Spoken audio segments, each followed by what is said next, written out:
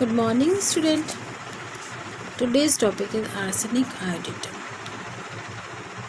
Arsenic iodatum is made by arsenic and iodatum, and it is also called iodide of arsenic. इसका formula AsI3, इसलिए हम इसको arsenic try iodide भी कह सकते हैं. Originally used by Dr. H. on analogical grounds in case of phthisis. Phthisis is a synonym of pulmonary tuberculosis, and it has a short independent proving, and symptoms observed on patient have increased pathogenesis. In arsenic iodide, the condition resembles more closely of arsenic than those of iodine. Now, the action of the remedy basically act on the respiratory organs, GIT, skin, glands, hot affection. Basically, produce the inflammation of the mucous membrane, swelling of the mucous membrane, glands में enlargement हो जाता है, and epithelioma या cancerous condition produce होने लगते हैं. ये यहाँ पर नाउ द कॉन्स्टिट्यूशन. बेसिकली देखें तो कॉन्स्टिट्यूशन कोई ख़ास नहीं है आर्सेनिक आयोडाइड का, बिकॉज ऑफ वो गर्ल्स या वो वुमेंस जो कोलोरेटिक यानी कि एनेमिक हैं,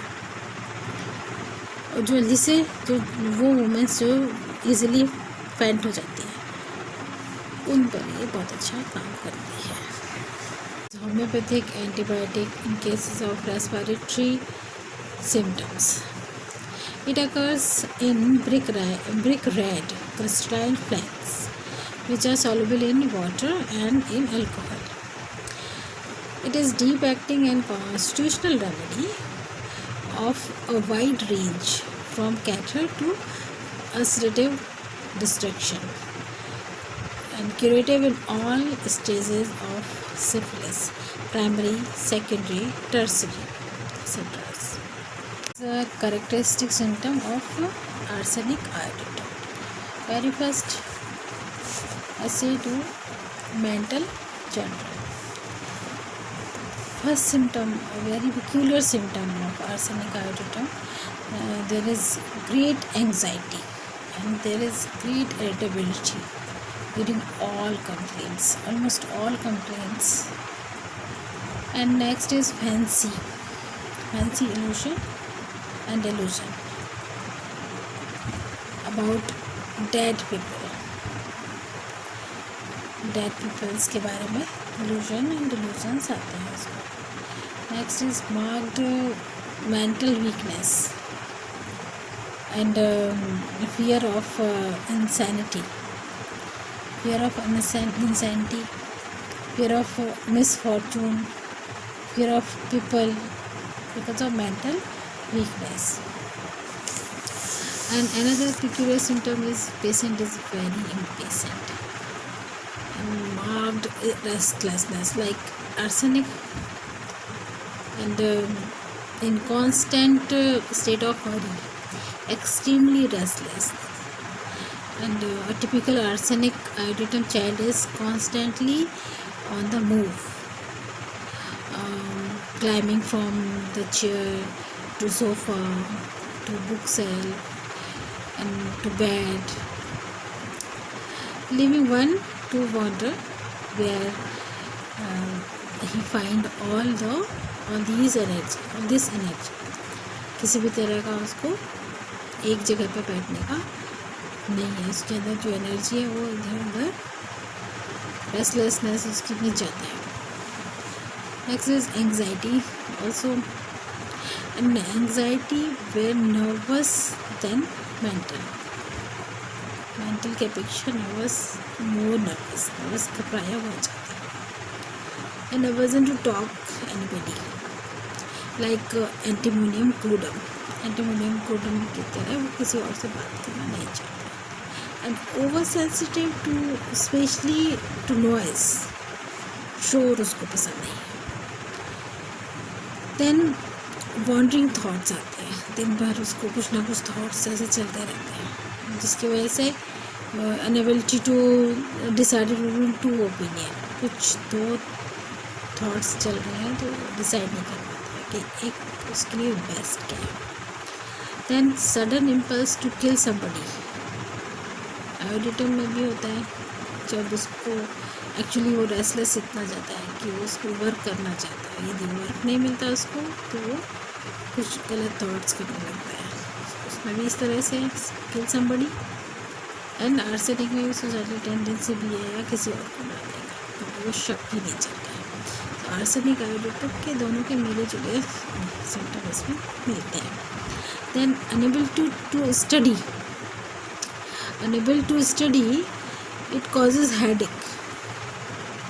बेसिक तौर पर हम देखें इसके जो एलिमेंट्स फॉर्म है वो स्टडी है, स्टडी की वजह से उसको सिम्टम्स क्रिएट हो रहे हैं, ओवर एक्सेशन हो रहा है मेंटली भी और फिजिकली भी, बैठे बैठे पढ़ रहा है तो फिजिकली भी हो रहा है और मेंटल वर्क कर रहा है, पढ़ने के टाइम पे मेंटल वर्क भी हो रहा है तो मेंटल एक्सेशन भी हो रहा है। सो मेंटल एक्सेशन स्टडी से एंड फिजिकल एक्सेशन को दोनों की वजह से उसको कंप्लेंट्स स्टार्ट हो रही हैं। तो characteristic symptom of physical general, very first symptom is discharge. Arsenic iodatum का हम डिस्चार्ज देखते हैं, वो कैसा होता है। Discharge is very irritating, corrosive, yellowish greenish and profuse, watery। तो डिस्चार्ज है वो हमेशा कहीं किसी भी तरह की कंडीशन में हो, कंडीशन कुछ भी हो, पर डिस्चार्ज कैसा होगा, डिस्चार्ज होगा corrosive, irritating, छीलने कटने वाला, जहाँ पे भी बहेगा, जहाँ पे भी लगेगा उस स्थान को, उस जगह को कट कर देगा, छिला देगा। तो हम यहाँ पे कहेंगे कि corrosive है, acrid डिस्चार्ज है। So discharge is irritating, corrosive, profuse and colour is yellowish greenish, greenish yellow, नीला पीला सा कलर का डिस्चार्ज होगा, वहाँ पर हम ये रेमेडी को प्रिस्क्राइब कर सकते हैं। Next is chronic catarrh discharge या chronic catarrh nasal discharge. So ये थिन होगा, वाटरी होगा, thin watery, excoriating the discharge from anterior and posterior nerves. Anterior and posterior nerves से डिस्चार्ज होगा वो एक्सकोरिएटिंग होगा।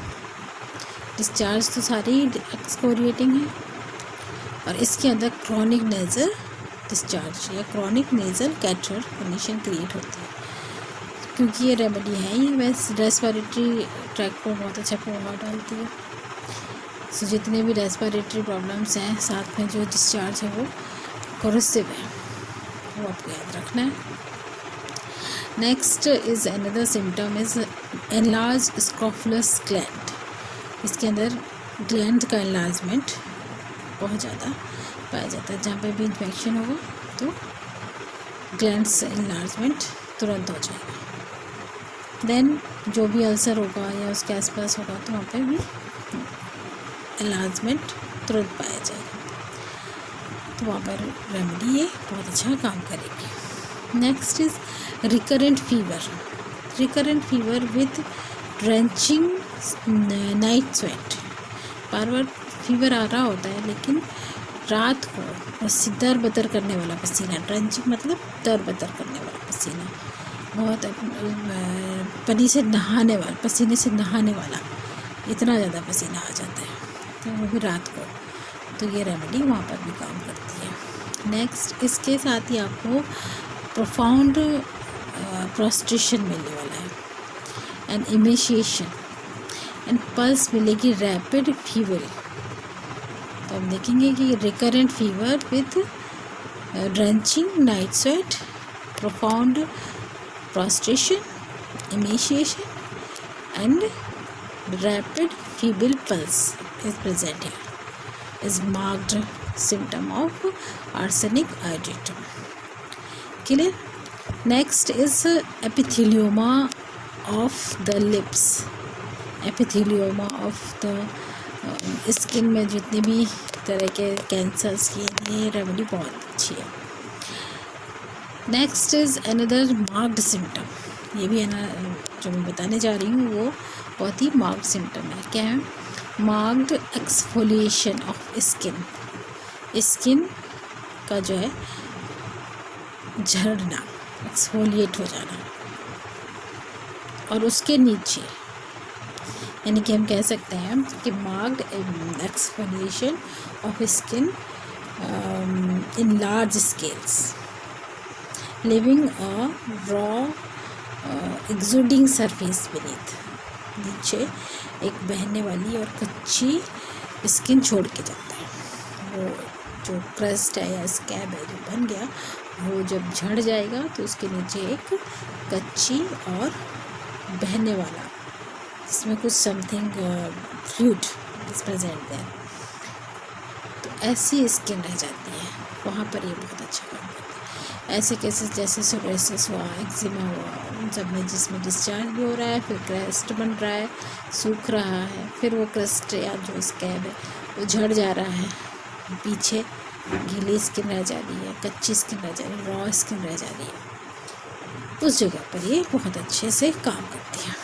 Next is cancer of breast where is ulceration is set in. उन breast cancers में जहाँ पर अल्सर हो चुके हैं, बन चुके हैं, वहाँ पर भी ये बहुत अच्छा काम करती है. So this is the characteristic symptom of physical characteristic symptom of arsenic iodatum. Now the particulars में हम रेस्पिरेटरी सिम्टम्स और स्किन की बात करेंगे. रेस्पिरेटरी में सबसे पहले नोज़ से क्या है, डिस्चार्ज कैसे है. नोज़ की डिस्चार्ज वही purulent, yellowish, greenish, watery discharge, excoriating, irritating discharges हैं. Plus membrane of nose is sore and swollen and constantly means there is irritating and tingling sensation in the nose with constant desire for sneezing. पूरे time sneezing की desire होती है, जिससे उसको aggravation भी है. And present is in the case of arsenic iodatum chronic nasal cat hair. And discharge is also profuse irritating. Now the throat में कैसे सिम्टम्स हैं. थ्रोट में arsenic iodatum indicated in especially in diphtheria, tonsillitis and follicular pharyngitis, जिसमें burning, mild burning present in pharynx and dryness also present here. And difficult swallow नहीं कर पाता है. And fetid breathe, मुँह से स्मेल जो है वो गंदी आ रही होती है. And enlarge swelling gland also present है.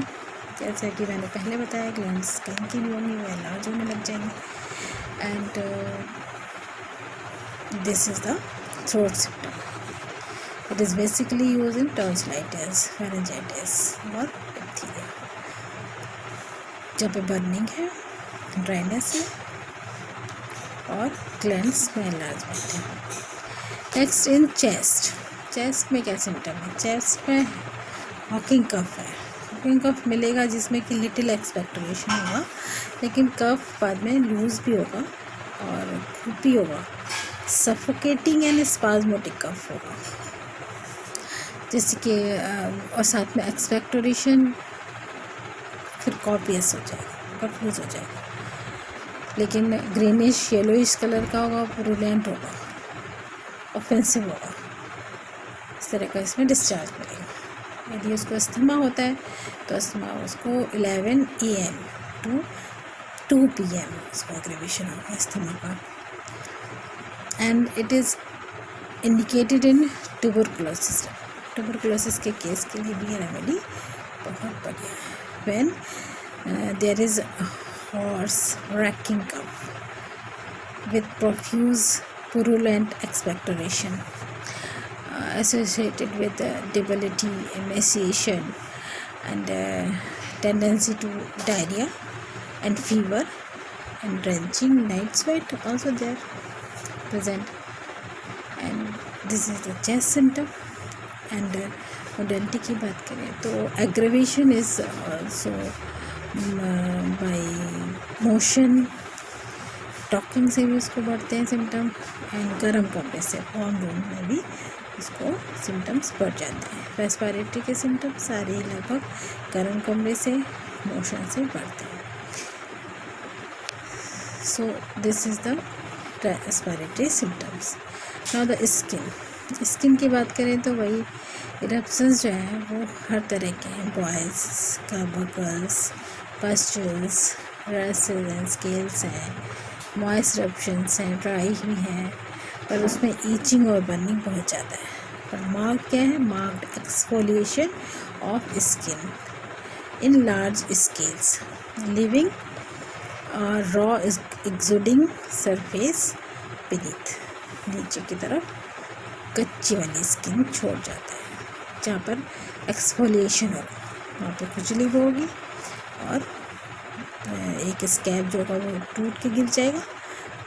लास्ट में क्या बचेगा? Raw exuding surface. Now beard acne भी पाए जाते हैं। जिन लोगों को बियर्ड एक्ने होते हैं उनमें भी ये काम करती है। And eczema of the beard के टाइप, बियर्ड में की जगह पर एक्जिमा हो गया हो, वहाँ से डिस्चार्ज वाटरी हो रहा है, लूजिंग हो रही हो और साथ में ईचिंग हो रही हो, वहाँ पर भी काम करती है। और जो कि वॉश करने से और बढ़ जाती है तो वहाँ पर ये बहुत बढ़िया काम करते हैं। तो marked exfoliation of skin in large scale and discharges आपको याद रखने हैं। एंड रिकरेंट फीवर के लिए ड्रेंचिंग नाइट स्वेट याद रखना है। फिर आपको प्रोफाउंड प्रोस्ट्रेशन याद रखना है। मेंटल में आपको याद रखना है कि इसको फैंसी डिल्यूजन्स होते हैं डेड पीपल के, और ये इम्पेशेंट है, रेस्टलेस है, बिल्कुल आर्सेनिक की तरह। और इसको फियर ऑफ इंसैनिटी है, फियर ऑफ पीपल है, फियर ऑफ मिसफॉर्चून है। पूरे टाइम इसको इस तरह से सपने और डरावने चीज़ें दिखती रहती हैं। एंड मेंटल वीकनेस है, बहुत ज़्यादा मेंटल वीकनेस है। और आप देखेंगे कि इसके एलिमेंट्स क्या हैं। स्टडी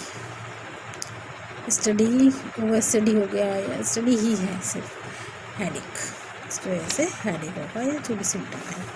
सो ये हुआ हमारा आर्सेनिक आयोडेटम। नेक्स्ट इसमें जो रिलेशन की बात करें, जनरल मोडेलिटी की बात कर लेते हैं। जनरल मोडेलिटी की बात करें तो पर्टिकुलर्स में मैंने आपको बताई है।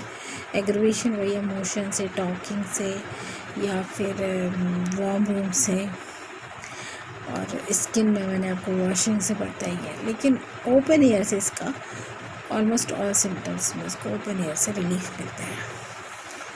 खुली हवा में उसको थोड़ी देर के लिए रिलीफ मिलता है। खिड़कियाँ खोल देना चाहता है, बंद कमरा नहीं पसंद उसे। हालांकि ठंडे पानी से सिम्टम्स बढ़ सकते हैं, लेकिन खुली हवा उसे पसंद है। So this is the arsenic iodatum.